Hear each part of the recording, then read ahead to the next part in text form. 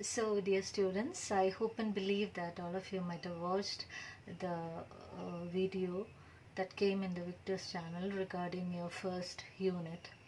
Yes, in the first unit, it's all about women empowerment. We have 4 lessons there. The first one is a speech by the first female French finance minister, Christine Lagarde.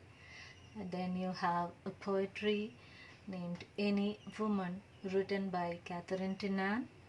Then you have another story called Matchbox by the Bengali writer Asha Purna Devi.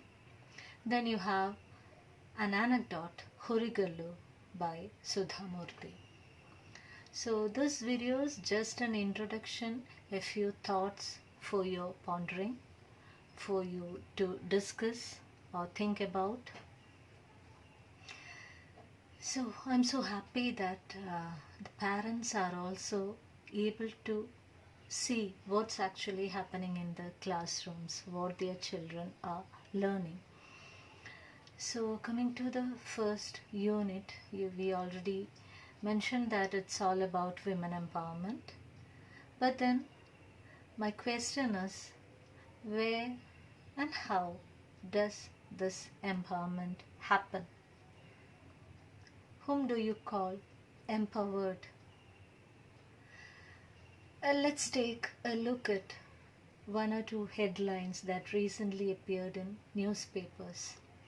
One is about a Kerala man killing his wife with the help of a snake. And the second headline was, the second person in the news was Sri Dhanya Suresh. Yes, the first tribal woman to clear the civil service examination of 2018, and she is to join Calicut as the assistant collector. So she is the first tribal woman. She is the first person from Kuruchia community to clear the civil service examination. Take these two news headlines and just think about it. So, why women empowerment? The question is, why women, not men? For any person to be empowered, we know education is needed, labor is needed, and also they have to reach to that level of leadership. They should be equipped with all those weapons to live a free life in the world, to enjoy the privileges. So, taking the case of Sri Dhanya Suresh, we know the backwardness one, as even though the government is doing a lot of things, still they lack a lot of privileges, the tribal community. So the backwardness of her as a tribe, from a tribal community, and also of being a woman. So she is twice experiencing this discrimination. And from that, she broke those barriers and came forward. How? Because she had that support from the family. That's why I said, where should this empowerment begin? Since parents are watching this, I would like to share the very famous poetry by Khalil Gibran. I'm not reading the whole poetry, but a few thoughts in the poetry. One is Gibran, it's on children. It's apart from the Prophet, his very famous poetry. So there he says, your children are not your children. They came from you, but that doesn't mean that they are you. They are not you. They are different individuals. They are different souls.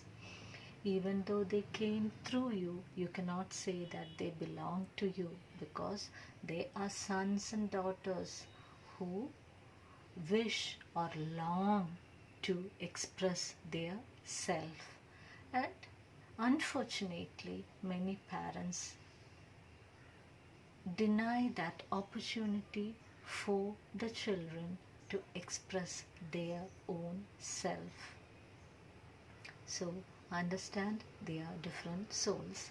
Again, another thing I would like to share an article that I read recently. I'm not reading the whole thing, but it's all about I do not help my wife. We talk about helping at home. So here the person says, I do not help my wife. And his friend was astonished, wondered, you don't help her? And the reply was, no, I don't help my wife because I am part of the house. I do the work, I wash the dishes, I help with my children, feed them, or I put them to sleep.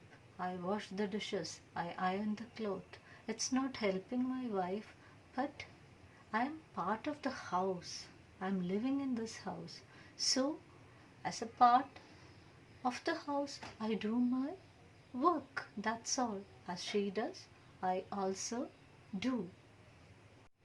And that's it. That's why we say empowerment should begin from home. The sprouts of empowerment should happen at home.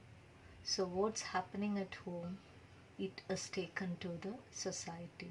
We all are part of the society.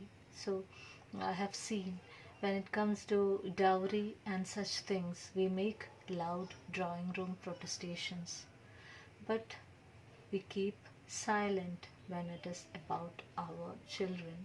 This should not have happened. Every individual makes the society.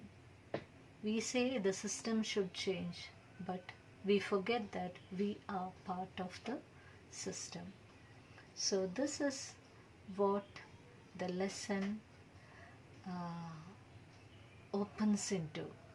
Why and how and where should empowerment happen? Why is it so important? Why are we talking a lot about empowerment of women? So think about this.